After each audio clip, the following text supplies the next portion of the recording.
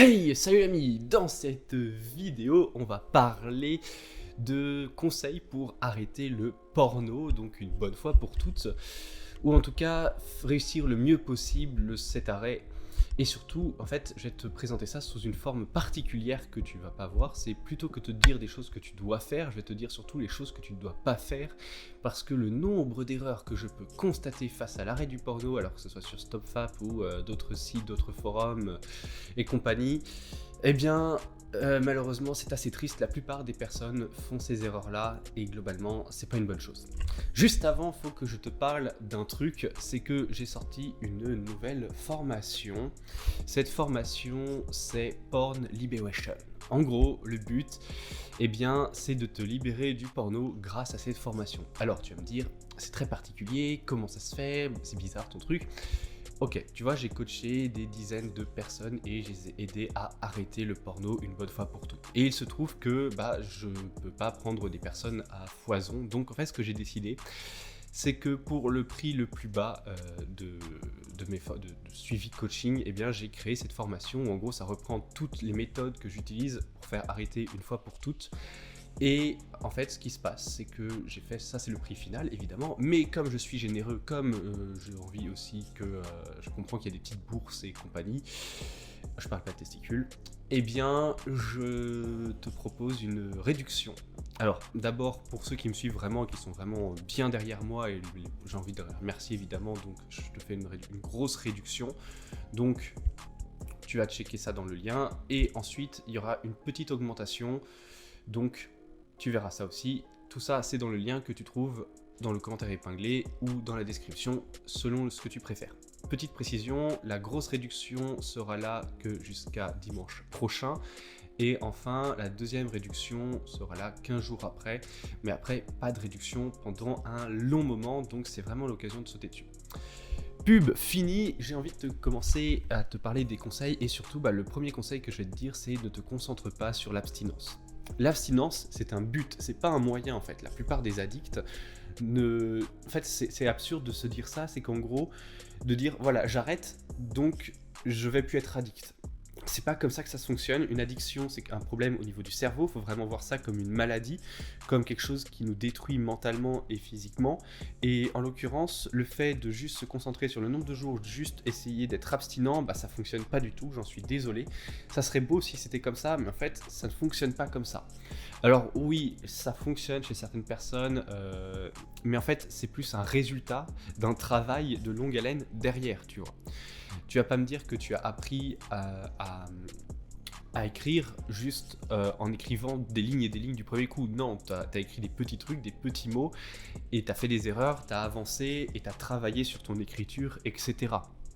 Et bien là, c'est exactement la même chose. Il s'agit d'avoir du travail personnel derrière, tu vois. Dans les personnes que j'accompagne, je leur fournis du travail, des choses à faire pour qu'elles aillent jusqu'au bout. Et en fait, c'est le même principe que la formation.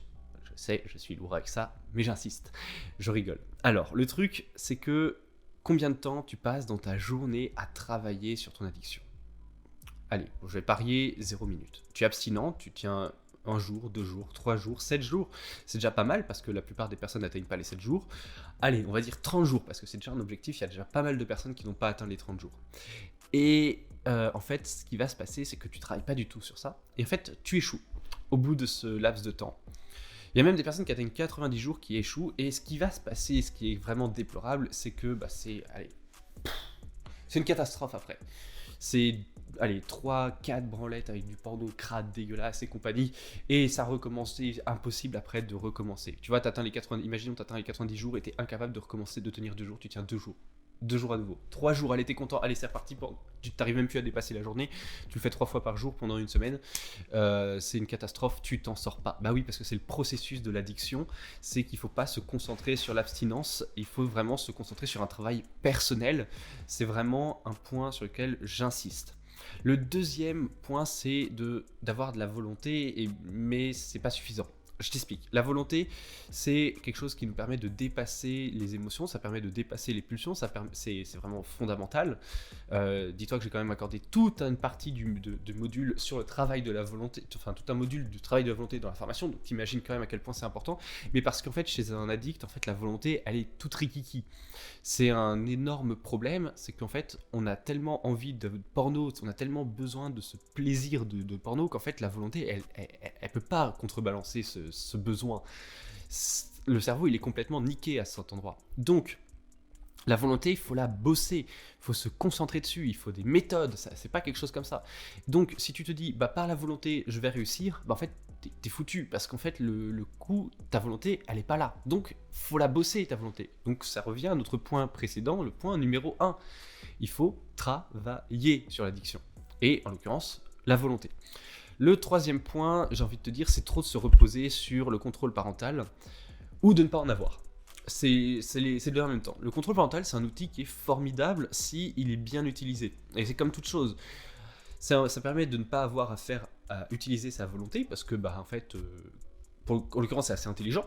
Mais le problème, c'est que du coup, bah, on travaille jamais la volonté. Donc, ça revient au point précédent. Ou en l'occurrence, c'est de ne jamais en avoir, mais le problème, c'est que, bah, des fois, la volonté, on n'en a pas assez, et paf, échec critique. Et on n'avance toujours pas pour arrêter le porno. Donc, utiliser un contrôle parental, mais de façon intelligente. Pareil, je parle pas de la formation. Oui, je sais. Le point sur lequel aussi j'ai envie de revenir, c'est globalement de travailler tous les aspects de sa vie. C'est vraiment au cœur du truc. La plupart des abstinents, tu vois, avancent, c'est très bien, mais le reste de leur vie est catastrophique. J'ai envie de te dire, si ton équilibre de vie n'est pas haut, tu vas pas pouvoir monter, tu vois.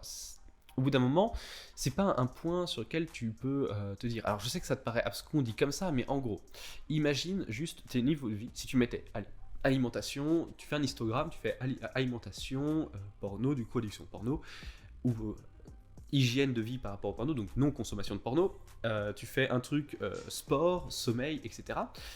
Et le truc, c'est que bah, si tu travailles que le truc au porno, que tu arrives à avancer, ça fait un grand pic, mais tout le reste est bas, et ben en fait ça va te mener vers le bas à long terme.